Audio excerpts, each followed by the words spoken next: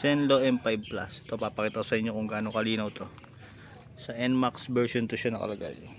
Yan, medyo madumi lang pero ganda niyan, laki niya. So yan, may nakalagay yan sa gilid. Zenlo M5 Plus. Meron dito isa. So ito yung ano niya, yung test drive niya nung ilaw kung gaano kaliwanag. Ayan, ito yung ating MDL na Zenlo.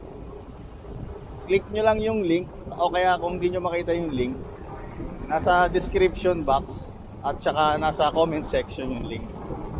Lakas nito, pwede ito pang motor, pwede rin pang kotse. So ito yung ano niya, ito yung low. Ito naman yung high niya. Ito ngayon, mag-high beam tayo.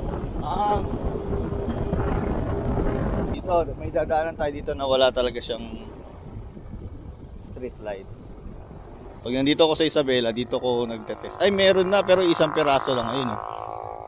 So ito yung stock natin. Low yan. Ito yung high. Parang walang ano. Pero tumaas lang yung ilaw. Pero ito yung low ng Zenlo. Ito yung high. So, diba? Patayin ko kalagitnaan para makita gano'ng kagdilim.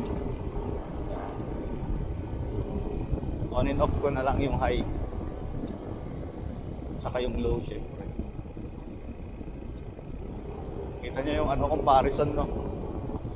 Ganda talaga ng Zenlo. Tsaka anong ganda ng cut off ng LED niya. Hindi siya yung sabog.